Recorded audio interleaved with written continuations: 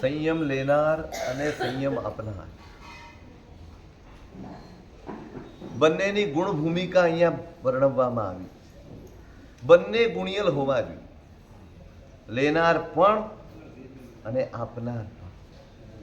તો જ એ બંનેને લાભ તો છે જ, પણ એમના સંપર્કમાં આવનાર, એમને જોનાર, એને પણ લાભ. તમારો આચાર, તમારું આચરણ, તમારો વ્યવહાર બીજાના હૈયામાં ધર્મ પ્રત્યે, આચરણ પ્રત્યે સદભાવ જગાડવાનું સાધન છે. અને ગુણિયલમાં જ મળે. જે ગુણિયલ છે એ જ આચાર પ્રત્યે સાવધાન હોય, એ જ આચાર પ્રત્યે પ્રતિબદ્ધ હોય, નિષ્ઠાવાન હોય, શ્રદ્ધાવાન હોય. અને એટલે વારંવાર બસ આ વાત અહીંયા સૌથી મુખ્ય છે. કંઈ પણ કરવું છે તો પહેલા તમે અંદરથી સજ્જ હોવા જોઈએ, તૈયાર. આ ઉત્સર્ગ માર્ગ છે. આટલા ગુણ હોવા જોઈએ. લેનાર હોય એના 16 ગુણ બતાડ્યા, આપનાર હોય એના 15 ગુણ બતાડ્યા. પણ સમય, દેશ, કાળ, પરિસ્થિતિ અને માણસની નું સત્વ, આ બધું જ ઘટતું ચાલે. તો શું ગુણ વગર ચાલશે? થોડાક ઓછા વધતા ચાલે, પણ ગુણ ન હોય એ સ્થિતિ કોઈ રીતે ચલાવી શકાય. કાં તો 1/4 ઓછા હોય, કાં 50%, પણ એટલા તો ગુણ જોઈએ જોઈએ ને. ત્યારે જ માણસ લેનારો હોય એને આપી શકાય અને આપનારો આપી શકે. કારણ કે ઉત્તમ ગુણો નથી હોતા ને, ત્યારે ભવિષ્ય અંધકારમય બની જાય છે, ભવિષ્ય શંકામય બની જાય છે. કારણ કે ઉત્સાહમાં આવીને સ્વાર્થની વૃત્તિથી લેનારો ને આપનારો બંને જોડાઈ જાય, એકબીજાના આકર્ષણથી બંને જોડાઈ જાય, માત્ર કોઈ ઋણાનુબંધથી જોડાઈ જાય અને હું આપું અને પેલો લઈ લે. આ 4-8 દિવસનો, આ 2-4 મહિનાનો કે 2-4 વર્ષનો સવાલ નથી, આ જીવનભરનો સવાલ. આખું જીવન જે પ્રતિજ્ઞાનું પાલન કરવાનું છે ને, એ પ્રતિજ્ઞાનું નિર્વાહ કરવા માટેની પોતાની ભૂમિકા પણ જોઈએ. લશ્કરમાં સૈનિક ભરતી થવા જાય, 2 દિવસ પછી કે હવે નથી ફાવતું, એવી સ્થિતિ જ ન આવવા દે. એવી સ્થિતિ આવવા જ ન દે. તમે ગયા છો, તમારો ઉત્સાહ જોઈ લીધો, હા તો હું તો આમ કરી નાખીશ ને તેમ કરી નાખીશ, હા ભાઈ રાખી દો. તમે ગમે તેટલા સશક્ત હો, તમારો ઉત્સાહ ગમે તેટલો હોય, પણ એમની નક્કી કરેલી ટ્રેનિંગ, એમનું નક્કી કરેલું શિક્ષણ, પ્રશિક્ષણ એમાંથી પસાર થયા વગર અને પૂરેપૂરા પસાર થયા વગર થોડું એ ઓછું વધતું ચાલે. કારણ કે એના ખભે કેટલી મોટી જવાબદારી મૂકવામાં આવી રહી છે.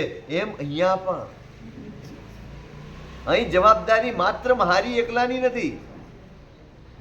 મારા ખભે મારી પોતાની તો સંપૂર્ણ જવાબદારી છે, પણ મારો દરેક આચાર, મારી સાથે જોડાયેલા અને મારી ઉપર નજર રાખનારા દરેકને અસર કરે છે. મારો દરેક વ્યવહાર આખા સમાજને અસર કરે છે. એટલે આટલી મોટી જવાબદારી જે સોંપે છે અને જે ગ્રહણ કરે છે, બંનેને એનો ખ્યાલ, એની જવાબદારીનો ખ્યાલ. કદાચ દેશકાળના હિસાબે થોડા ગુણો ઓછા હોય તો ચાલે, પણ ગુણ જોઈએ, પાત્રતા જોઈએ, અધિકાર તમારી પાસે હોવો જોઈએ. થોડા પણ ગુણ હોય ને તો પુરુષાર્થ કરીને બાકીના ગુણોને ખીલવી શકાય છે, મેળવી શકાય. પણ પાયો જ ન હોય, અંદર કોઈ બીજ જ ન પડ્યું હોય, હવે તમે ખેતી કરે જ રાખો, બીજ નાખ્યું નથી અને તમે દિવસ રાત હલ ચલાવો છો, પાણી સિંચો છો, તડકો આપો છો, છાંયડો આપો છો, બધું ધ્યાન રાખો છો, વાડ પણ કરી રાખી છે, બધું જ, પણ અનાજ ઉગતું નથી. કેમ? બીજ જ નથી. બીજ જ નથી. થોડાક બીજ હશે ને તો તમે વિકાસ કરી શકશો. ધીમે ધીમે ધીમે એ થોડા બીજમાંથી થોડું ઉગશે, પછી એમાંથી વધુ બીજ મળશે, વધુ ઉગશે, પણ બીજ હોવા જોઈએ. એમ આ ગુણો પણ જરૂરી છે, આટલા હોવા જોઈએ. થોડા પણ અસાધારણ ગુણો તમારા પ્રતિજ્ઞાના પાલનમાં, તમારા કલ્યાણના પથ ઉપર તમને સહાયક થાય. અસાધારણ ગુણો, આ જેટલા પણ ગુણો બતાવ્યા છે એ બધા જ અસાધારણ ગુણો છે. આના વગર ધર્મ જીરવી ન શકાય, ધર્મ ઝીલી ન શકાય, ધર્મ જીવી ન શકાય.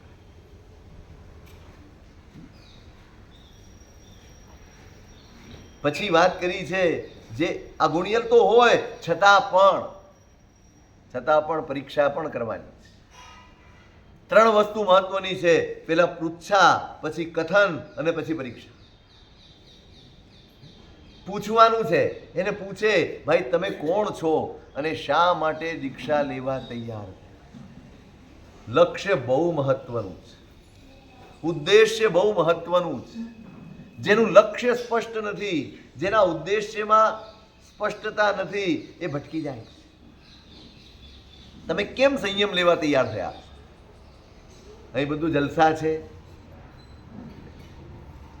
અહીં કમાવાની ચિંતા નથી, અહીં રહેવાની ચિંતા નથી, અહીં પહેરવા ઓઢવાની ચિંતા નથી. અહીંયા વાતે વાતે ઘણી ખમ્મા થાય છે, માન સન્માન મળે છે, વંદન વગેરે બધું જ મળે છે, તમારું માન જળવાય છે અને તમારું બધું જ જળવાય છે. એટલા માટે તમે દીક્ષા લઈ રહ્યા છો કે તમે કોઈ સંકલ્પ કરીને આવ્યા છો?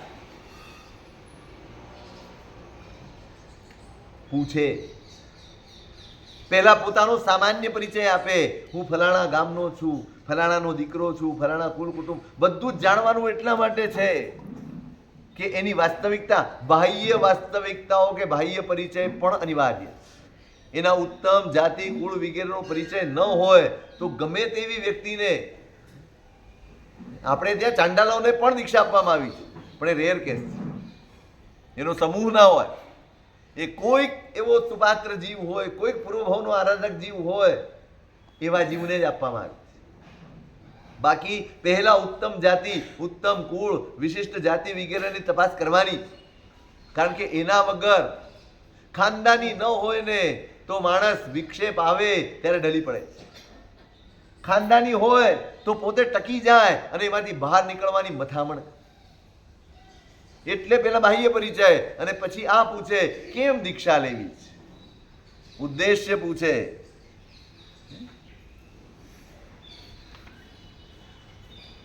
અને કહે પેલો સર્વા શુભોદ્ભવ ભવ વ્યાધિ ક્ષય નિમિત્તે હમ ભગવન પ્રવ્રજિતુમ ઉદ્યતા. આ સંસાર વ્યાધિ જેવો ભાસે છે. આ સંસાર અને સંસારની પરિસ્થિતિઓ એની અકલામણ હવે જાગી છે અને એમાંથી મુક્ત થવા માટે હું સંયમ લેવા. મારી શક્તિ છે અને એનો મારે ઉપયોગ કરી લેવો છો. મારી પાસે જ્ઞાનની શક્તિ છે, મારી પાસે પ્રવચનની શક્તિ છે, મારી પાસે પુણ્યની શક્તિ છે, મારી પાસે પ્રભાવકતાની શક્તિ છે અને એ શક્તિનો ઉપયોગ કરી લેવા માટે સંયમ નહીં.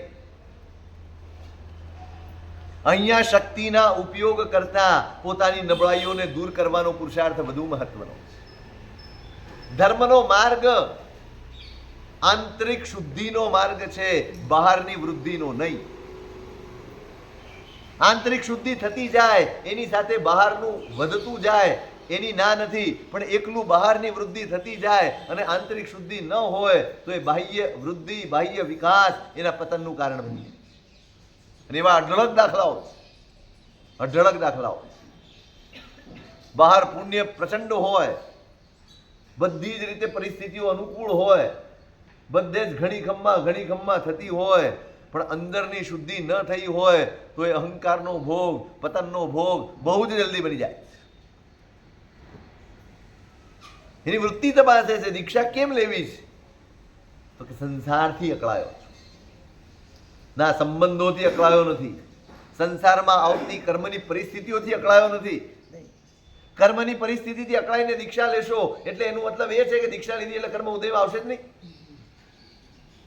દીક્ષા લો એટલે દુઃખ આવશે જ નહીં, દીક્ષા લો એટલે પ્રતિકૂળતા આવશે જ નહીં.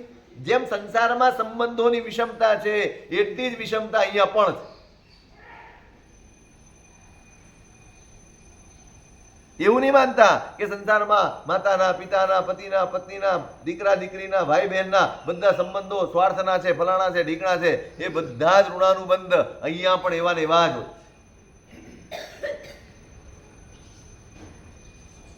અહીં સગવડ શોધવા નથી આવવાનું, અહીં સંઘર્ષ કરવા આવવાનું. ધર્મ તરફનું પગલું એટલે સંઘર્ષ તરફનું પગલું. ધર્મનો પુરુષાર્થ એટલે સંઘર્ષ કરવાથી પાર ઉઠવાનો પુરુષાર્થ, સંઘર્ષ કરીને એમાંથી મુક્ત થવાનો પુરુષાર્થ. આપણે એવું માન્યું છે કે ધર્મ કરીએ, સારું કામ કરીએ એટલે પુણ્ય વધે. આપણે પુણ્યની વૃદ્ધિને ધર્મનું લક્ષ્ય માન્યું. બસ અહીંયા અટકી ગયા છે. મૂળભૂત લક્ષ્ય ભૂલાઈ ગયું, અવાંતર લક્ષ્ય મગજમાં રહી ગયું. પુણ્ય વધે એટલે આપણે ધર્મ કરવા. તમારા આંતરિક પરિણામોની શુદ્ધિ થાય, આત્માની શુદ્ધિ થાય એટલા માટે ધર્મ કરવા. તમારો સંસાર ઘટે એટલા માટે તમારે ધર્મ કરવા. અને એ પૂછે કેમ દીક્ષા લેવા આવ્યા છો? તો બસ સંસારથી ભવનો ઉદ્વેગ જાગ્યો છે. થાક્યો હું ભવ ભટકી. હવે આ પરિભ્રમણનો થાક લાગે છે. હવે આ પુનરાવર્તનનો થાક લાગે છે. પુનરાવર્તન. તમને એમ લાગે છે કે આજે આપણી પાસે જે કાંઈ છે બધું પહેલી વાર જ છે? નહીં. સકલ જગત તે એઠવત અથવા સ્વપ્ન સમાન, તે કહીએ જ્ઞાની દશા, બાકી વાચા જ્ઞાન. શ્રીમદજીનો દુહો છે. સકલ જગત તે એઠવત. આખું જગત એ એઠવાડ સિવાય કશું જ નથી. એઠવાડ ચૂથવો એનું નામ સંસારનું પરિભ્રમણ છે. સંસારનું દરેક સુખ અનંત વાર ભોગવાઈ ગયું છે. આ દરેક પૂતગલો જેના પ્રત્યે મને રાગ છે, મને આસક્તિ છે, મને મોહ છે, મને બંધન છે, એ બધા જ પૂતગલો અનંત વાર, મેં એકલાય નહીં, અનંતા જીવોએ અનંતી વાર ભોગવી લીધા.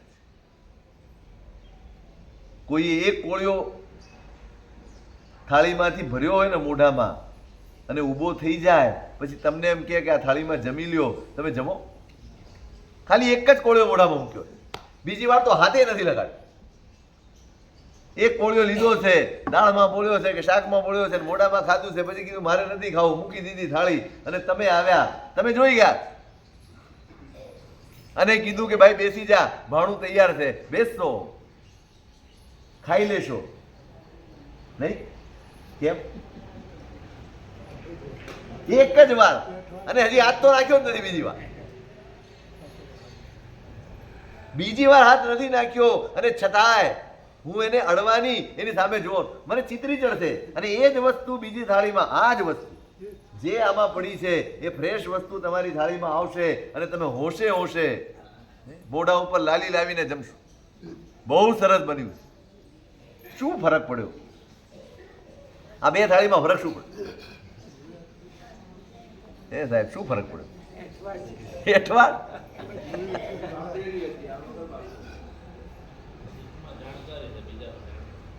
જાણ્યાનું દુઃખ છે, જાણ્યાનું ઝેર છે. આ તમે બેકરીમાં બધું બનાવે છે ત્યાં જતા નથી ને એટલે આટલું બધું ખાઓ. તમે એક વાર ટોમેટો વાળાના રસોડામાં જઈ આવો, એક વાર જઈ આવો ખાલી, તમને ભાવે. બીજી વાર ઓર્ડર આપો મને કે જાણ્યાનું ઝેર છે, પણ જાણવું પડશે. તમને ખબર ન હોય અને બેસાડી દીધા હોય તો તમે ખાઈ લો. તમને ખબર નથી કે કોઈ ખાઈને ઉઠ્યું છે અને એ રોટલી કાઢી નાખે અને તમને કે ભાણું તૈયાર છે, તમે હોશે હોશે ખા. ખબર નથી. જ્ઞાનીઓ એટલું જ કહે છે, સત્ય જાણી લો, વૈરાગ્ય તમારી અંદર આપોઆપ પ્રગટ થઈ. આપણને વૈરાગ્ય નથી જાગતો, હજી આસક્તિ જાગે છે, હજી મોહ જાગે છે. એનું એકમાત્ર કારણ મારું અજ્ઞાન, મારું મિથ્યાત્વ. આ જ મિથ્યાત્વ છે. સત્યની ઓળખ ન થવા દે એનું નામ મિથ્યા. ઓળખવા, જાણવા છતાં પણ એના પ્રત્યેનું મોહ ઘટે નહીં, આ જ મિથ્યાત્વ છે. અને આપણે દરેક જગ્યાએ આસક્તિપૂર્વક જીવીએ છીએ, ખૂબ આસક્તિપૂર્વક જીવીએ છીએ. આ બધું જ એઠવાડ છે. આ શરીરમાં મળેલા પૂતગલો છે ને, અનંતી વાર કોઈ પૂતગલોમાં વધઘટ નથી થતી. બરાબર યાદ રાખજો, સંસારમાં જેટલા પૂતગલ છે એટલા જ છે. ઔદારિક વર્ગના પૂતગલો છે અને હું ગ્રહણ કરું છું. હવે હુંથી જતો રહેવાનો, એ વિખરાઈ જવાના. બીજો કોઈ ગ્રહણ કરશે, વળી ત્રીજો ગ્રહણ કરશે, વળી પાછો હું ચક્કર મારીને આવીશ, ત્યાં હું જ ગ્રહણ કરવા. સકળ જગત તે એઠવાડ. આપણી તો ઉત્પત્તિ એઠવાડથી થાય છે. શેનાથી થાય? તમારું શરીર શેનાથી બંધાવ્યું છે? સાહેબ શેનાથી બંધાય આપણું શરીર? શેનાથી બંધાય? અરે મહાભૂતની વાત મૂકો, શેનાથી? પ્રેક્ટિકલ બોલો, પ્રેક્ટિકલ બોલો. માતાના ગર્ભમાં શેનાથી વિકાસ થાય? ઈ જે ખાય, ઈ જે આહાર લે, જે ખોરાક લે, એને ગ્રહણ કરીને જીવ પોતાનું નિર્માણ કરે. સરસ લાગે ને? ખાલી કલ્પના કરો, આ બહાર આવીને બધું વોશિંગ કરો છો, કશું છે નહીં. ગમે તેટલું કરો, એઠવાડમાંથી જ ઉત્પન્ન થયું છે. અને એને જે આપો ને એનું શું કરે છે?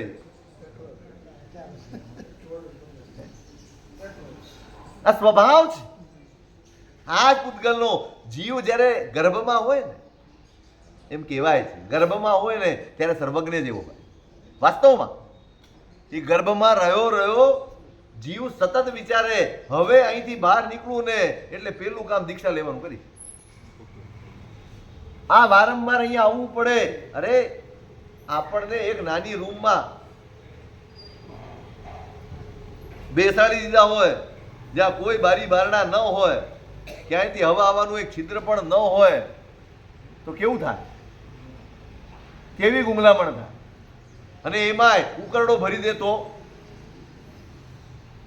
જીવી ન શકાય. શ્વાસ લેવામાં તકલીફ પડે એમને એમ. અને એવામાં એક 5 મિનિટ પણ ઊભા રહેવું જો આપણા માટે મુશ્કેલ થઈ જાય, એવી સ્થિતિમાં આપણે કેટલો કાંઈ ટાઈમ કાઢ્યો? 9 મહિના. જરાય આનાથી જુદું નહીં. સતત એઠવાડ પડ્યા જ કરે, તમારી ઉપર પડે અને તમે એને ઝીલો. એ ત્યાં વિચારે, હવે બહાર નીકળું ને એવું કરીશ કે ફરી વાર અહીંયા ન આવું. પણ આ બહારની હવા, ખબર નહીં શું ચમત્કાર થઈ હવામાં. બહારની હવા લાગે ને બધું જ ભૂલી જવાય કે હું આ બધા સંકલ્પ કર્યો હતો, આ રીતે નિર્ણય કર્યો હતો, બધું જ ભૂલી જાય અને એ હવામાં લાગુ પડી. વળી પાછા સંસ્કારો ઉદયમાં આવી જાય, વળી પાછી એ જ વૃત્તિઓ હાવી થઈ જાય અને આપણને આ બધું જ ગમવા માંડે. જ્ઞાનીઓ આ જ કહે છે, સત્યનો બોધ મેળવી લે, ચિંતન કરો. એટલે આગ્રહ છે, ચિંતન કરો. ચિંતન વગર સત્ય નહીં મેળવા. તમે સાંભળીને નહીં મેળવી શકો, સાંભળ્યા પછી મંથન થવું જોઈએ, મથામણ થવી જોઈએ. સકલ જગત તે એઠવર. આ બધો જ એઠવાડ છે. ગમે તેટલી વાર ભોગવીશ ને પૂતગલને કાંઈ, મેં તે દિવસે કહ્યું હતું, ભોગા ને ભૂગતા હોય એમ ભૂગતા. આ પૂતગલો ક્યારેય ક્ષય પામવાના નથી. ઘસારો તો એની પર્યાયને પડે છે. પૂતગલને શું ઘસારો? એ તો એમને એમ છે. તમારું શરીર ઘસાય છે કારણ કે આ પર્યાય છે પૂતગલની. એ વિખરાઈ જશે, એ પૂતગલો પાછા ત્યાં ને ત્યાં ગોઠવાઈ જશે. વળી કોઈ ગ્રહણ કરશે. સકલ જગત તે એઠવત અથવા સ્વપ્ન સમાન. બસ આ ચિંતન છે. કેવું છે? સ્વપ્ન જેવું છે. એક સ્વપ્ન એવું છે જેમાં આંખ ખુલે અને બધું ગાયબ થાય. આ સ્વપ્ન એવું છે આંખ બંધ થાય ને બધું ગાયબ. બસ સ્વપ્નમાં ફેર કેટલો છે? ખાલી આંખ બંધ થાય કે ખુલે એટલો જ ફરક. આપ મુએ પીછે ડૂબ ગઈ દુનિયા, કબીરજી કહે. તમે ગયા ને પછી બધું તમારા માટે શૂન્ય થઈ જાય. તે કહીએ જ્ઞાની દશા. બસ આ વિચારમાં વિચરતો હોય એ જ્ઞાનીની સ્થિતિ. એ કંઈ પણ જુએ તો એમ થાય આ એઠવાડ છે, આમાં ક્યાંય મન નાખવા જેવું નથી, મોઢું નાખવા જેવું નથી. આવો વિરક્તિનો ભાવ. આ સંસાર, આ એઠવાડમાંથી પ્રભુ બહાર નીકળવું છે ને માટે દીક્ષા લે. પૂછીને શુદ્ધિ જાણે. હા, જીવનું લક્ષ્ય બરાબર છે. પછી એને સમજાવે. કથન, બીજો જ તબક્કો કથનનો છે. શું કે આવી જા, બહુ મજા આવશે. સંયમ જીવનની વાસ્તવિકતાનો પરિચય એને અવશ્ય આપવાનો છે.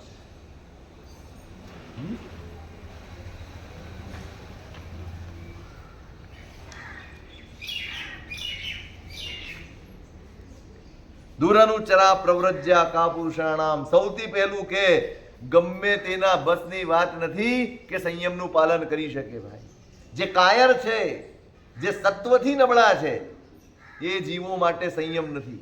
વિચારી લેજો. ઘણી વાર એમ થાય, સાહેબ આવું કહેશો તો ભાગી જાય. ભલે ભાગી જાય, પેલો ભાગી જાય વધારે સારું.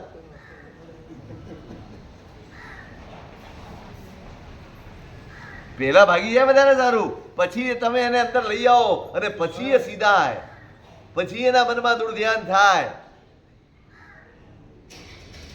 જે સત્વથી નબળા છે, જેનું સત્વ નબળું છે, જે કાયર પુરુષો છે, એના માટે સંયમનું પાલન અત્યંત દુષ્કર છે. આટલું સમજી લે.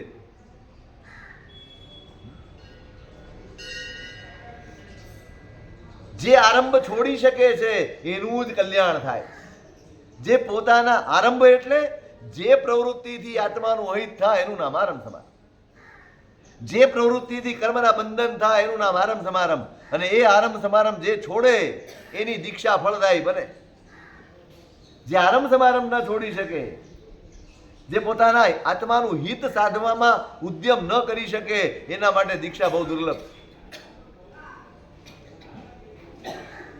બધું જ સત્ય ઉઘાડીને મૂકે, એક પણ ચોરી કર્યા વગર. એના ભાવ પડી જશે તો, એને બધું અઘરું લાગશે ને નહીં દીક્ષા લે તો, આમ થશે તો, એવી કોઈ ભયની સંજ્ઞા રાખ્યા વગર, એવો કોઈ ડર રાખ્યા વગર એની સામે ખુલ્લી કિતાબ થઈને વાત મૂકે. ભાઈ, આ પ્રભુનો બતાવેલો સંયમ છે.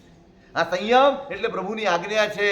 તમારું સામર્થ્ય તમે તપાસો, તમારી શક્તિ તમે તપાસો, તમારી સ્થિરતા તમે તપાસો, તમારું ધૈર્ય તમે તપાસો, પછી અહીંયા પગલું માંડો. ઉત્સાહ ચોક્કસ તમારો ઘણો સારો છે, પણ તમારું ધૈર્ય કેટલું છે એ તમે નક્કી કરો. ઉત્સાહ ઘણો હોય અને ધૈર્ય ન હોય તો લાંબા સમય સુધી આ ભારને વહન કરવો સહેલો નથી.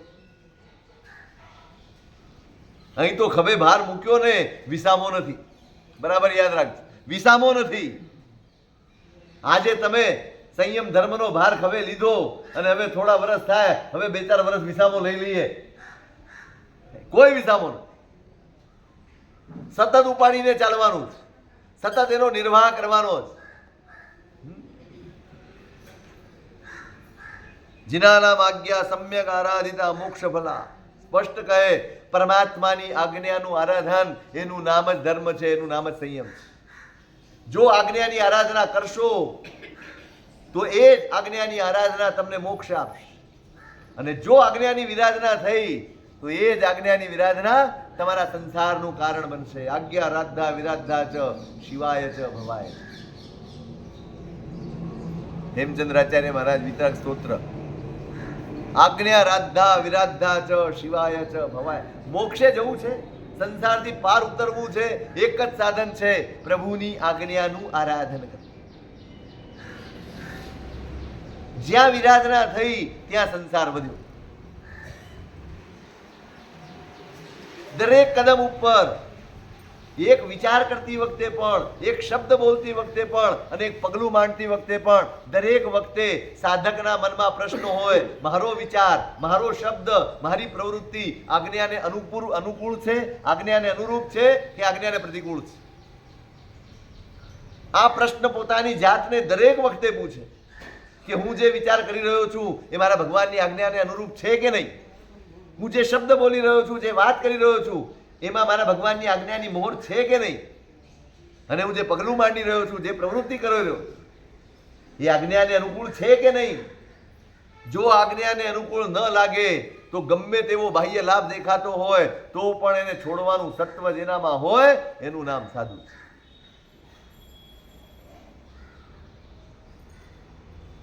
શાસન પ્રભાવનાના રૂડા રૂપાળા નામે ગમે તે પ્રવૃત્તિ કરવાની છૂટ પ્રભુના શાસનમાં નથી. હું સરસ મજાનું પેકિંગ કરી દઉં, સાહેબ આ કરવાથી તો લોકોમાં ખૂબ જય જયકાર. કોનો જય જયકાર? કોની વાહ વાહ? સાચું કહેજો. આજે જે કંઈ પણ વાહ થઈ રહી છે, જે કંઈ પણ જય જયકાર આપણે જોઈ રહ્યા છીએ, કોનો થાય છે? શાસનનો કે વ્યક્તિનો? કોનો મહિમા વધ્યો છે? પ્રામાણિકપણે કહેજો, મહિમા કોના વધ્યા છે? હું પોતે જ શાસનમાં નથી ઓગળ્યો, હું ક્યાં શાસનની જય જયકાર કરવા? હું તો મારી જય જયકાર જુઓ છું, હું મારી વાહ જોઉં છું, મારી પ્રસિદ્ધિ જોઉં છું. શાસનને સમર્પિત થઈને જીવવું એ સાધુતા. સ્વાર્થને ઉજાગર કરીને જીવવું એમાં ક્યાંય સાધુતા? સાધુતા તો સ્વયં ઓગળી ગયો હોય અને શાસન જ રહી ગયું હોય ને, એનું નામ સાધુતા.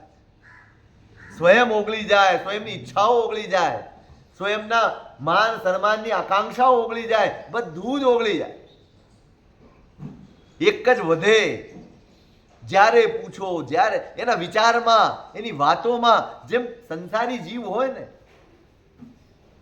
એનું કેન્દ્ર અર્થ હોય. જ્યારે પણ હોય ત્યારે અર્થની વાત હોય. ક્યાંય પણ થતું હોય તો પોતાને શું લાભ થઈ શકે એની જ ચિંતા હોય, એનું જ ચિંતન હોય, એની જ વાતો હોય. તમે જોજો, મોટા ભાગે બે માણસો મળે, શેની વાત ચાલે? જેમ તમારા હૈયે અર્થ ઘૂંટાયો છે ને,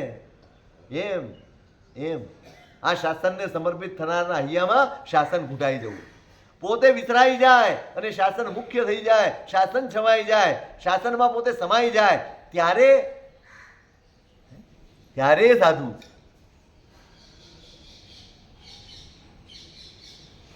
એટલે શાસન પ્રભાવનાના નામે આ સરસ પેકિંગ કરીને તમે ગમે તે કરી દો, એ છૂટ આ શાસનમાં નથી. અહીં તો દરેક આજ્ઞા સાપેક્ષ, વચન નિરપેક્ષ વ્યવહાર જૂઠો કયો, વચન સાપેક્ષ વ્યવહાર સાચો. વચન નિરપેક્ષ વ્યવહાર સંસાર ફળ, સાંભળી આદરી કાંઈ રાચો. ધાર તલવારની સોહિલી દોહિલી, 14માં જીન તણી ચરણ સેવા. આનંદગંજી વાળા,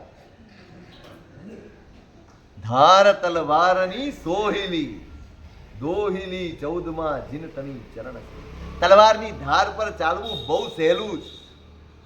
થોડીક પ્રેક્ટિસ થઈ જાય, થોડોક અભ્યાસ થાય. હવે મહુવા ચોમાસું હતા ને ત્યારે આવ્યા, આમ તલવાર મૂકીને એની ઉપર ચાલે, આપણે તો આમ આપણી આંખ સામે,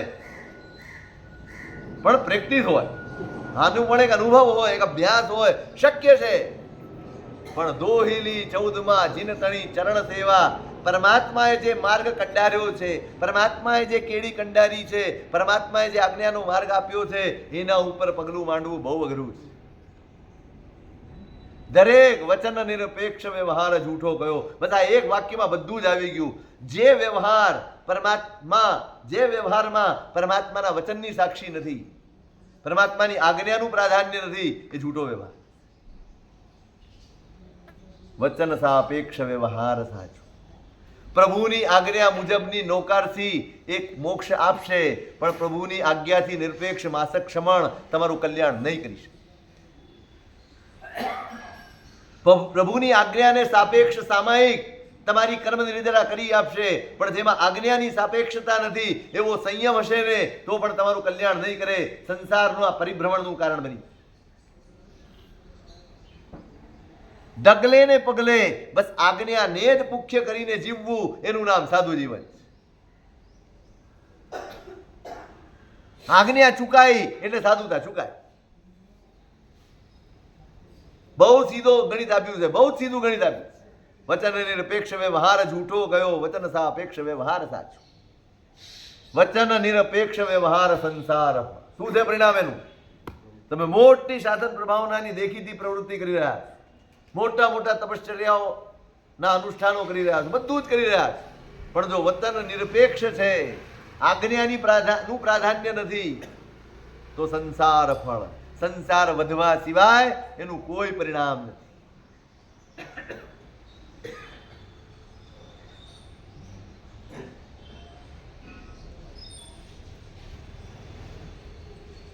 એટલે અહીંયા આજ્ઞા સૌથી મુખ્ય તત્વ છે, પ્રભુની આજ્ઞા. જો આરાધના કરી તમે કેટલું કરો છો એ નહીં, તમે દરેક વખતે આજ્ઞાને મુખ્ય રાખો છો, તમે કલ્યાણના માર્ગ ઉપર છો. હું કેટલું કરી શકું છું નહીં. પુણ્યો શ્રાવક માત્ર સામયિક જ કરી શકે, એક જ સામયિક કરી શકે. શ્રેણિક નૌકારસી પણ ન કરી શકે, શ્રેણિક બાહ્ય કોઈ ક્રિયાઓ ન કરી શકે. પણ શ્રદ્ધાને જે સ્થાન આપ્યું, શ્રદ્ધા કેવી પવિત્ર, શ્રદ્ધા કેવી ઉન્નત શ્રદ્ધા. શ્રદ્ધા એનું નામ જે તમારા ચિત્તમાં ગમે તેવી પરિસ્થિતિમાં પણ દુર્ધ્યાન ન પેદા થવા દે, એનું નામ શ્રદ્ધા છે. શ્રદ્ધા એટલે હું રોજ દેરાસર આવું છું, હું રોજ સોનાની થાળી વાટકી લઈને પૂજા કરવા આવું છું, હું સાચું કેસર ને ચંદન ઘસું છું, એ શ્રદ્ધા નથી. શ્રદ્ધા તો એ છે સંસારની કોઈ પણ પરિસ્થિતિને ઝીલતો હોય, જીરવતો હોય અને છતાંય મનમાં આર્ત ધ્યાનનો છાંટો ન હોય, એનું નામ શ્રદ્ધા છે. તમારી શ્રદ્ધાની કસોટી તમારા સામાન્ય જીવન વ્યવહાર વચ્ચે તમારી મનની વૃત્તિ છે.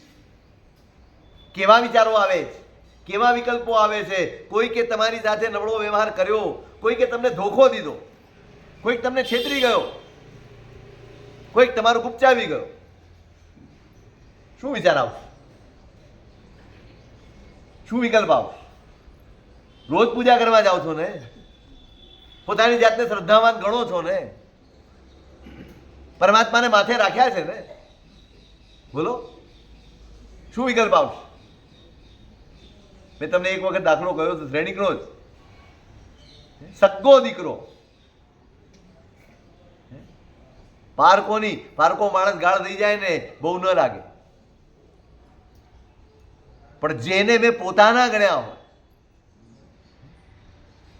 જેના સુખ દુઃખમાં હું ઉભો રહ્યો હોઉં, અને એ જ વ્યક્તિ જ્યારે છેહ દે, જ્યારે દ્રોહ કરે, જ્યારે વિદ્રોહ કરે, કેવું લાગે? જેલમાં નાખ્યો, ખાલી નાખ્યો હોત તો બરાબર, રોજ 100 કોરડા મારવાની સજા. તમે કલ્પી શકો છો આ સ્થિતિને કલ્પી શકો છો? શું જાગે મને એમ કહો, પહેલું જ કામ શું થાય? સેવા પૂજા બંધ, ધર્મ બંધ, જોઈએ જ નહીં. આટલા વર્ષ સુધી આ ભગવાનને સેવ્યા, આટલા વર્ષ સુધી આ ભગવાનની ભક્તિ કરી, રોજ સવારે ઉઠીને સોનાના જવલાના સાથિયા કર્યા ભગવાનની સામે, શું ફળ મળ્યું મને? કહી શકાય એવું, બધું જ કહી શકાય એવું. રોજ ઉઠીને પહેલા સમાચાર એમના લીધા જ, ભગવાન ક્યાં છે, અને એ દિશામાં 7-8 ડગલા જઈ પાટલો માંડે, ઉપર સોનાના જવલાનો સાથીઓ કરે, પરમાત્માની સ્તુતિ ચૈત્ય વંદન કરે, બધું જ કરે, પછી દિવસની શરૂઆત કરે. આટલી ભક્તિ જેણે કરી હોય એ આટલી અપેક્ષા તો રાખે ને. ફરી વાર યાદ કરો, જ્યાં અપેક્ષા છે ને ત્યાં દુઃખ છે. ભગવાન પ્રત્યે અપેક્ષા નથી રાખવાની, ભગવાન પ્રત્યે શ્રદ્ધા રાખવાની. શ્રદ્ધા તારે છે, અપેક્ષા નહીં. શ્રદ્ધા હોય, શ્રદ્ધા એટલે એવું નહીં કે મારા જીવનમાં દુઃખ જ નહીં આવે. શ્રદ્ધા એટલી જ કે ગમે તે આવશે હું ડગીશ નહીં, ગમે તેવી પરિસ્થિતિ આવશે મારું મન સમાધિમાં રહેશે. આનું નામ શ્રદ્ધા. અને એક વિકલ્પ, એક નબળો વિકલ્પ શ્રેણિકના મનમાં આવ્યો નથી કે આ કેવો કપાતર પાક્યો, આ કેવો દીકરો, એના કરતા તો પથરો પાક્યો હોત તો સારું, ભૂલી શકાયું હોય. ન આવે.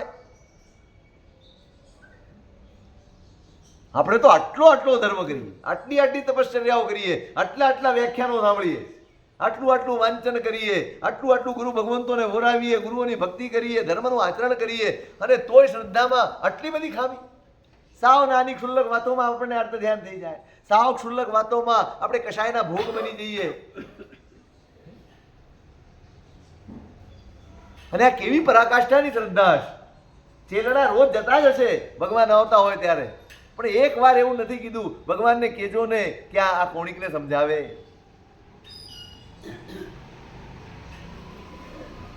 મારો ભગવાન સંસારની સમસ્યા ઉકેલવા માટે નથી, મારો ભગવાન સંસાર ઉકેલવા માટે છે.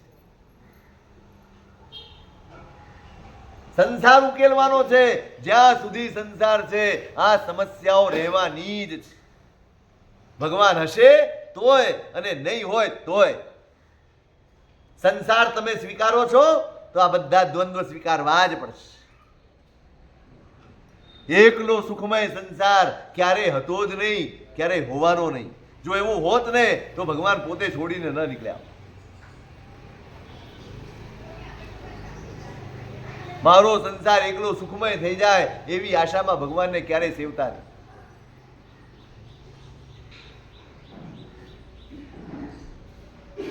હા સર, આનાથી કરી ગયા. બસ આ આરાધના, શ્રદ્ધાની આરાધના એ આજ્ઞાની આરાધના, અહિંસાની આરાધના એ આજ્ઞાની આરાધના, અનાસક્તિની આરાધના એ આજ્ઞાની આરાધના, અક્રોધની સાધના એ આજ્ઞાની આરાધના, એક એક દુર્ગુણને કાઢવાનો પુરુષાર્થ એ આજ્ઞાની આરાધના છે. અને એ આરાધના જ સંસારથી પાર ઉતારશે. પણ વિરાધના થઈ, જો મારો સ્વાર્થ આગળ આવ્યો, જો મારી યેષ્ણાઓ આગળ આવી અને હું મારા પુણ્યનો દુરુપયોગ કરું તો મારા માટે સંસાર જ છે.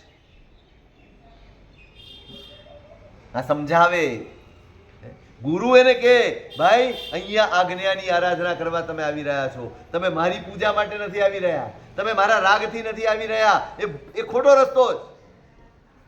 તમારે અહીંયા આજ્ઞાનું આરાધન કરવાનું છે. તૈયાર છો? જો રોગનો ઉપચાર ચાલતો હોય અને માણસ અપથ્યનું સેવન કરે તો એ રોગ એનો નાશ કરે. સમજાવે ને ભાઈ, આપણે રોગિષ્ટ હોઈએ અને કોઈ ડોક્ટરની, કોઈ વૈદ્યની દવા ચાલતી હોય અને જે કંઈ પણ પરેજી કીધી હોય એ બધી જ પાળવી પડે. જો ન પાળો તો તમારો નાશ. એ જ રીતે તમે ભવરોગથી થાક્યા છો, તમે કર્મ રોગથી થાક્યા છો અને એટલા માટે આ પુરુષાર્થ કરવા તમે તૈયાર થયા છો. હવે તમારે પથ્ય પાળવાનું. આજ્ઞા એ પથ્યનું સેવન છે. આજ્ઞાનું સેવન એટલે પથ્યનું સેવન. અપથ્યનો ત્યાગ અને પથ્યનું સેવન એનું નામ આજ્ઞાની આરાધના. મારા આત્માનું હિત જેમાં હોય એટલું જ કરવું. અહિતનું ગમે તેવું મને ગમતું હોય તો પણ ન કરવું. આવું સત્વ, એનો ખપ અહીં સંયમમાં પડે. બહુ અઘરું છે ના, ખરેખર બહુ. જે કહીએ છે ને લોઢાના ચણા, એ એમને એમ નથી કહેતા. આ તલવારની ધાર એમને એમ નથી કહેતા. અહીંયા સતત તમારે તમારી જાત સાથે સંઘર્ષ કરવાનો છે. તમારી ઈચ્છાઓ સામે તમારે લડવાનો છે. જે ઈચ્છાઓને આજ સુધી આપણે પોષતા આવ્યા, જે આપણા મોહને, આપણી આસક્તિઓને આપણે બળ આપતા આવ્યા, હવે એની સામે પડવાનું. તમારા ઘરમાં થોડા વર્ષ સુધી કોઈ ભાડુઆત રહી જાય ને તોય તમે કાઢી નથી શકતા. કાયદા એવા થઈ ગયા, એ માલિક થઈ જાય અને તમારે એને કાઢવો, તમારા ઘરમાંથી કાઢવા માટે તમારે એને આપવું. આ સંઘર્ષ જેવો તેવો ને. તમને એમ થાય ભલમન થાય કરીને જગ્યા આપી, દયા કરીને જગ્યા આપી, રહેવા માટે આપી, આપણે કાંઈ લખાણ બી ના કર્યું, હશે ભાઈ એમ કરીને, અને આજે એ જ આપણા માથે ચડી ગઈ. બસ આ જ આપણી સ્થિતિ છે. આપણે આ બધા જ દુર્ગુણોને, આ બધા જ અવળા સંસ્કારોને પોષતા જ આવ્યા. અને આજે જ્યારે તમે એની સામે પડશો તો એ અનુકૂળ થઈ જશે. એટલે કે છે આ પથ્યનું સેવન કરવાનું છે, અહીંયા અપથ્યનો ત્યાગ કરવાનો છે. જો ન થઈ શકે તો આ જ ચારિત્ર ડૂબાડી દેશે.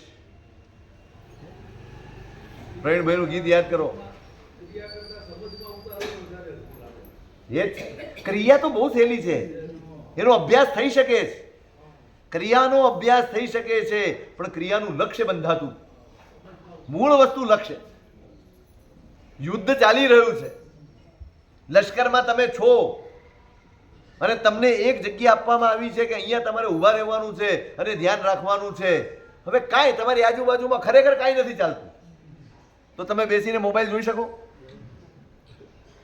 તમે ઊંઘી શકો, તમે આરામ કરી શકો. શું કરવું પડે? સતત જાગૃત રહેવું પડે. એક પળનો પણ પ્રમાદ ત્યાં ન પાડો. બસ આ જ સ્થિતિ છે. ધારો કે અત્યારે મારા મનમાં કોઈ વિકલ્પ નથી, બધા શુભ પરિણામ છે, તો તું ઊંઘી જાઉં. નહીં સાવધ રહેવાનું છે સારા વિચારોનું કે સારા વર્તનનું. પણ તો બહુ નાનકડું હોય છે, બાકી જથ્થાબંધ અંદર અશુભ પડેલું છે. એ ક્યારે ઉભરાઈને બહાર આવશે, હું સાવધ નહીં હોઉં ને તો બધું તહસ નહસ કરી નાખશે. લક્ષ્ય બાંધીને પગલું માંડવું, બસ આ સંયમ. તમે ક્રિયામાં પકડાયેલા રહો એમ નહીં, તમારા લક્ષ્ય સાથે તમે જોડાયેલા રહો, એનું નામ સંયમ. ક્રિયા તો કદાચ તમારી શારીરિક સ્થિતિ, તમારા બહારના સંયોગો એને કારણે કદાચ ઓછી વધતી થાય, પણ લક્ષ્ય એટલે શું? લક્ષ્યનું આરાધન એટલે શું? જે કરતી વખતે બીજું બધું જ ગૌણ કરી શકાય, એનું નામ લક્ષ્યનું આરાધન. આપણે લક્ષ્ય ગૌણ થાય, બાકીનું બધું મૂકી દઈએ. આપણી સ્થિતિ લક્ષ્ય ભૂલાઈ જાય. તમે જોજો, મને કોઈ કહેશે સાંજે 7 વાગે સાહેબ મળવા આવું, હા આવજો ને. એટલું વિચારું એ આવવાના છે ને, ફટાફટ પ્રતિકોણ પતાવી.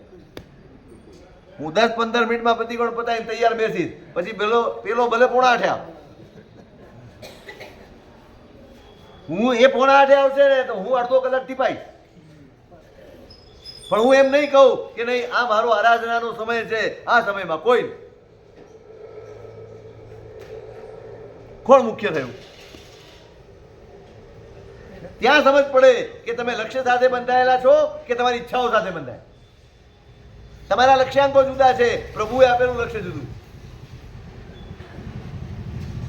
એને કહે કે ભાઈ અહીંયા આજ્ઞાની આરાધના કરો, સ્પષ્ટ પ્રતિપાદન કરે, પછી પરીક્ષા સાથે રાખે. ગમે તેવો પરિણત જીવ હોય, ઓછામાં ઓછો 6 મહિના તો રાખે જ. રાખીને એની ચર્યા જુએ, એના વિચારો જુએ, એના વ્યવહારો જુએ, એની ભાષા જુએ, એનું બધા એની સાથેનો વ્યવહાર જુએ. ઘણી વાર કેવું બને, મારી સાથે જોડાયેલો હોય અને બાકી બધાની ઉપેક્ષા કરતો હોય, ન ચાલે, ન જ ચાલે. સહુ પ્રત્યે સમાન ભક્તિ, સમાન વિનય, સમાન ઉદારતાનો વ્યવહાર ન હોય કોઈ પાત્ર. આ તો વ્યક્તિ રાગ થયો. સંયમનો રાગ હોય તો બધા પ્રત્યે સદકો બહુમાન હોય. વ્યક્તિનું રાગ હોય ને તો જ ભેદભાવ આવે. એટલે પરીક્ષા કરે, એ જીવદળ કેવો છે, એની ભૂમિકા કેવી છે, એ પ્રમાણે રાખીને પરીક્ષા કરે. 6 મહિના, 12 મહિના, વર્ષ, 2 વર્ષ, અરે 5 વર્ષ બી રાખે, અને પછી એમ લાગે કે યોગ્ય નથી તો ના પાડે. એમ ના કહી શકો તમે પહેલેથી જ ના પાડી દેવી હતી ને, બિચારા 5 વર્ષ બગાડ્યા. કારણ કે આવ્યો તો અહીંયા લેવા આવ્યો. આટલી બધી જોખમદારી આ કઈ સામાન્ય ને.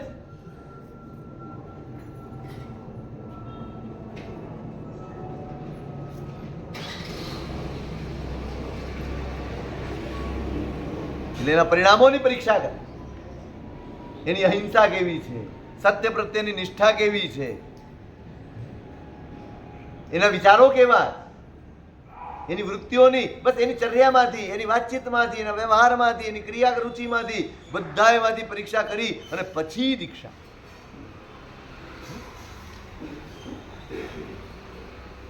એટલે આ 3 વાના જે કહ્યું ને, વિધિપૂર્વક દીક્ષા લીધેલો હોવો જોઈએ ગુરુ, એ આ વિધિ છે. આ રીતે પરીક્ષામાંથી પસાર થઈને જેને દીક્ષા લીધી હોય ને એ જ બીજાને દીક્ષા આપી છે.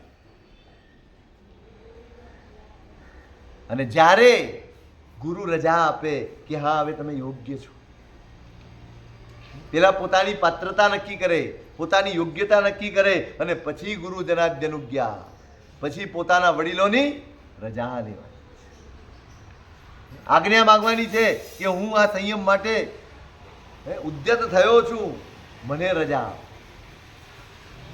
એમ કઈ સહેલાઈથી મળે હે ડોક્ટર સાહેબ? દુઃખી થવાનો છે જાણે તોય લગ્નની રજા ઉલ્લાસભેર આપે. અને દીક્ષાની રજા આપવાની હોય ને તો એટલા બધા વિકલ્પો રજૂ કરે. આમાં તો આવું થાય, આમાં તો તેવું થાય, આમાં તો ફલાણું થાય, ઢીકણું. એમ લાગે કે દીક્ષામાં જ બધા દુઃખ છે, સંસારમાં તો સુખ જ સુખ છે. બધા દુઃખોનું વર્ણન કરે હો. રાતે તરસ લાગે તો પાણી ન પીવાય, ઉનાળામાં વિહાર કરો, રસ્તામાં તરસ લાગી હોય, ક્યાંથી પાણી લાવવાનું? પંખો નહીં વાપરવાનો. તું તો બેટા આખું જીવન આ એસીમાં વિતાવ્યું છે, હવે કેવી રીતે રહીશ? ભય ઊભો કરે, ભય ઊભો. અરે તમે નથી લઈ શક્યા વાંધો નથી, પણ બીજાના મનમાં કમસે કમ ભય ઊભો કરીને એના ભાવથી તો એને પાડીને નાખો.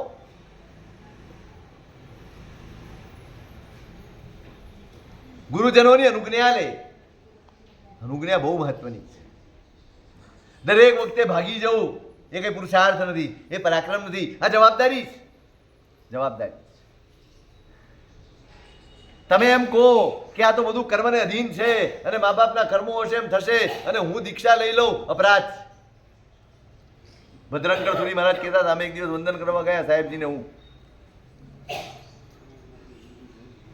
ત્યારે ભદ્રંકર સુરી મહારાજે કીધું તું શીલચંદ્ર એક વાત કહું? તો કે હા સાહેબ ફરમાવો. દીક્ષાની વાત ચાલતી, પોતે પણ ભાગીને દીક્ષા લીધેલી. એમણે કીધું કે શીલચંદ્ર ક્યારે છે ને કોઈને ભગાડીને દીક્ષા ન આપતો, કોઈને ભાગીને દીક્ષા લેવાની પ્રેરણા ના કરતો. મા બાપને દુભવીને જેને દીક્ષા લીધી છે એ જીવનમાં ક્યારેય સુખી થતો નથી. તમે પ્રયત્ન કરો, પૂરતા પ્રયત્ન કરો, એમને સમજાવવાના, એમને પ્રતિબોધ કરવાના, એમની અંદર ચારિત્રનો રાગ જગાડવાના, એમની રજા. હા, બધું જ અનુકૂળ હોય, એમને કોઈ તકલીફ પડે એવી ન હોય, સાચવનારા બે દીકરા પણ હોય કે એક દીકરો પણ સાચવનાર એવો સરસ હોય અને એ સચવાતા હોય ને છતાંય મોહ થતો હોય, તો પછી છેલ્લા ઉપાય તરીકે જ તમે ભાગીને દીક્ષા લઈશ. ઉપકાર છે મા બાપ.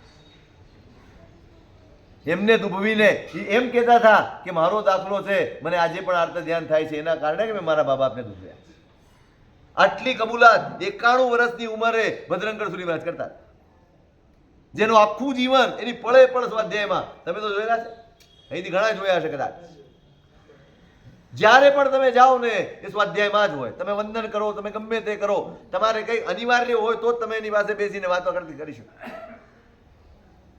આટલો સ્વાધ્યાય, આટલું જ્ઞાન, આટલી પરિણતિ, છતાં પણ એમ કહે છે કે મને આર્ત ધ્યાન થાય છે. એનું કારણ એ છે કે મેં મારા મા બાપને દુભવ્યા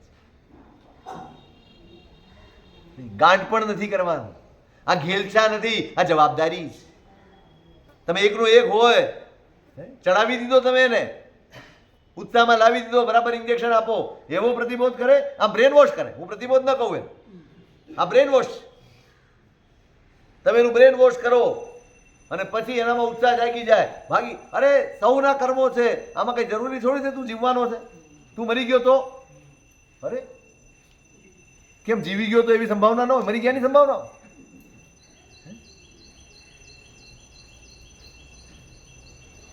કોઈને કર્મના ભરોસે છોડી દેવાય? મને કોઈ છોડી જાય તો? મને મારા કર્મના ભરોસે કોઈ છોડી જાય તો હું સહન કરી શકું? કેવી રીતે વિચાર આવે આવો? આવા બ્રેન વોશ કરવાનું કારણ શું કામ છે? આ લોભ છે, આ લોભ સંજ્ઞા. આ કલ્યાણની કામનાઓ નથી. તમે બે જણનું કલ્યાણ કરો છો, ધારો કે એમને મનમાં જાગ્યું જ નહીં, તમે આપી દીધી અને પછી ધર્મથી વિમુખ થઈ ગયા કે ધર્મની નિંદા કરવા લાગ્યા, સાધુપણાની નિંદા કરવા માંડે, સાધુપણા પ્રત્યેથી એમનો અભાવ જાગી જાય. કોને પાપ લાગ્યા બધો? આ દોષ કોને? કોને દોષ છે? આપનારને. કાલે ઉઠીને કોઈએ ન સાચવ્યા એમને અને આર્ત ધ્યાનમાં જીવન જાય. પાણીનો ગ્લાસ લેવો હોય ને તો પણ એને ઘસડાવવું પડે. એ સ્થિતિના જવાબદાર કોણ? પ્રભુના શાસનમાં દરેક જગ્યાએ વિવેક મુખ્ય છે. તમે આવી ઉપેક્ષા કરીને કોઈને દીક્ષા ના આપીશો. બધું જ કરીને પછી જ તમે આપીશો. એટલે અનુજ્ઞા લેવાની વાત. રજા મહેનત કરો. અરે એના માટે અહીંયા લખ્યું છે માયા કરવી પડે તો કરો, કારણ કે કલ્યાણનું કારણ કરવી પડે. ક્યારેક કેવું પડે, ભાઈ આવું છે, મને બહુ દુસ્વપ્ન આવે છે અને એમાં જણાવે છે કે મારું આયુષ્ય અધૂરું, ગમે ત્યારે પૂરું થઈશ. જ્યોતિષને ફોડી નાખે. અમે આવશું બધા, તમારે એમ કહેવાનું કે આનું એની આવડતા બહુ ઓછી. આ માયા જ. પણ શેના માટે કરે છે? કે ભાઈ બધું જ અનુકૂળ છે, મા બાપ સચવાય એવા છે, માત્ર મોહના કારણે એ અટકાવી રહ્યા છે. ત્યારે ગમે ત્યારે નહીં. હવે આનો ઉપયોગ કરે છે લોકો. અહીંયા લખ્યું છે ન ધર્મે માયા. ધર્મની માયા એ માયા નથી. હવે એનો ઉપયોગ બધે કરે છે. માયા કરો ધર્મમાં એટલે માયા નથી. અરે રે, પોતાનો સ્વાર્થ સાધવા માટે નહીં, પોતાનું કલ્યાણ સાધવા માટે માયા કરવી પડે તો એની શું?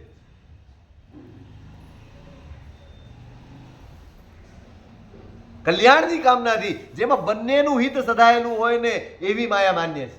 જે માત્ર મારો સ્વાર્થ સધાતો હોય અને બીજાનું કશું જ ન થતું હોય કે એનું બગડતું હોય એવી માયા તો માયા જ. ઉભય હિતમેતર. કેમ કરે આ માયા? કે બંનેનું હિત છે. એને ખબર છે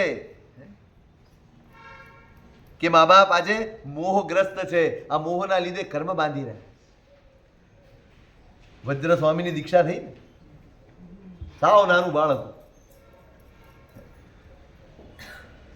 રાજ દરબારમાં પરીક્ષા થઈ, માં પાછી આવી ગઈ છે, મારો દીકરો મારે જોઈએ. ઓરાવી દીધો.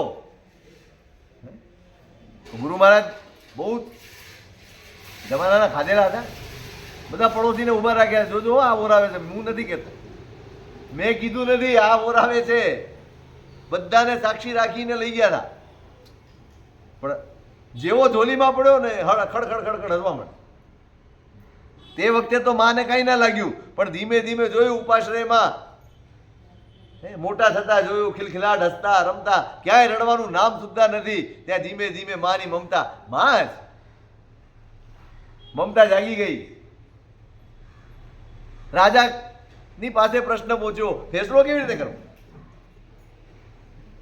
તમે બંને બેસો, જેની તરફ દીકરો જાય એનો ગણવાનો. માએ પોતાના રીતે બધી જ મહેનત કરી, બધા જ પ્રયત્નો કર્યા. પિતા પાસે તો કાંઈ હતું જ નહીં, ખાલી આટલું જ દેખાડ્યું. પિતા પાસે ક્યાં રમકડા લેવા છે? અને વજ્ર ત્યાં દોડ્યા. માએ આક્રંદ કર્યો, છાતી ફાટ આક્રંદ. આટલું નાનું બાળ, આવું દેવાંશી રૂપ જેનું હોય, આટલો પુણ્યવાન હોય, આટલો સમર્થ હોય, એ બાળક પ્રત્યે પણ છાતી ફાટ રુદન કર્યું, છતાંય વજ્ર સ્વામી પીગળ્યા નથી. કેમ? ત્યાં વિચાર્યું છે વજ્રે કે આજે મારી માં રડે છે, મારી માને દુઃખ થાય છે, પણ એ ક્ષણિક છે. આવતીકાલે મારી માને પ્રતિબોધ કરીને હું દીક્ષા આપીશ ને, બસ ત્યારે એ પણ હશે. એટલા માટે મારો ત્યાગ કરે છે. જો આજે હું ત્યાગ નહીં કરું તો મારી માનું હિત હું ક્યારેય નહીં કરી શકું. આજે જો માને રડતી જોઈને હું પીગળી ગયો અને માની તરફ જતો રહ્યો તો આવતીકાલે એનો મોહ ઉતારવો મારા માટે દુષ્કર થઈ જશે. માટે આજે કઠોર થઈને પણ મારે મારા પિતા તરફ જવું પડે. બસ ઉભય હિતની વૃત્તિ હોય, બંનેનું હિત સદાય. અને યથાશક્તિ સૌવિહિત્યાપાદનમ. પોતાની શક્તિને અનુરૂપ માતા પિતાનો જીવન નિર્વાહ ચાલે ને એટલી સંપત્તિ મૂકીને જો તમે આજીવિકા બરાબર રળી શકતા નથી, તમારું પુણ્ય નથી. કદાચ તમારા નિર્વાહના સાધનો બહુ ટાંચા છે, બહુ સીમિત છે, આવક બહુ સીમિત છે, અને એવી અવસ્થામાં પણ જો તમે માતા પિતાને છોડી જાઓ અને પોતે કંઈ કમાઈ શકતા ન હોય તો પણ અપરાધ ન લેવાય. એમની પૂરેપૂરી જીવન નિર્વાહની વ્યવસ્થા કર્યા સિવાય તમારાથી પગલું મંડાય. ગ્લાનૌષધાદિ જ્ઞાતા ત્યાગ. જંગલમાં જતો હોય દીકરો માતા પિતાને લઈને, પ્રવાસે નીકળ્યા હોય અને અડધે જંગલે જાય અને ત્યાં અચાનક માંદગી આવે. હવે બીજું કોઈ સાથે નથી, મા બાપ જ છે અને પોતે જ છે, અને દવા ઔષધિ કરવી અનિવાર્ય. શું કરે? જંગલમાં તો ઔષધિ મળવાની નથી, જંગલમાં કોઈ વૈદ્ય કે ડોક્ટર મળવાના નથી. એને મા બાપને મૂકીને શહેરમાં જઈને બાજુના ડોક્ટર કે વૈદ્ય લાવવા પડે તો જાય કે ન જાય? મા બાપને છોડ્યા કહેવાય કે નહીં? હું જંગલમાં મૂકીને જતો રહ્યો નહીં. એને ઈ જ્યાં સુધી પોતે પાછો ન આવે ત્યાં સુધીની વ્યવસ્થા કરી જાય. એનું ફળ ફૂલ જે કંઈ પણ મૂકવાના હોય મૂકે, એમની વ્યવસ્થા વ્યવસ્થિત એમની સુરક્ષા થાય એવું સ્થાન ઊભું કરે અને ત્યાં બેસાડી અને પછી પોતે વૈદ્ય લેવા જાય અને વૈદ્ય લઈને આવીને એમને આરોગ્ય બસ આ જ દાખલો આપે છે. એ જ રીતે આ ભવટવીમાં આપણે સાથે ચાલીએ અને આ મોહનો વ્યાધિ છે ને એમનો ઉતારવાનો છે. અને એટલા માટે પોતે સંયમ તરફ પગલાં માંડે. કેમ? થોડોક કઠોર થઈને, થોડુંક મા બાપનું દુઃખ સમજીને પણ ભલે આજે દુઃખી થતા હોય, પણ આવતીકાલે જ્યારે ધર્મ પામશે, પોતે પણ ધર્મ માર્ગે સ્થિર થશે, ત્યારે આ બધા જ આર્ત ધ્યાન ઓગળી જશે અને ધર્મ ધ્યાન સ્થિર થશે, એમનું પણ કલ્યાણ થશે. એ બુદ્ધિથી પોતે મા બાપનો ત્યાગ કરે છે.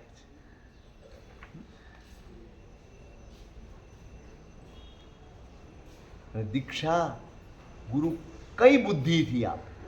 બહુ મહત્વનો પ્રશ્ન, બહુ અદભુત સૂત્ર આપ્યું છે. અનુગ્રહ ધ્યા અભ્યુપગમ. હવે શું કહે છે એની વાત કાલે કરશું.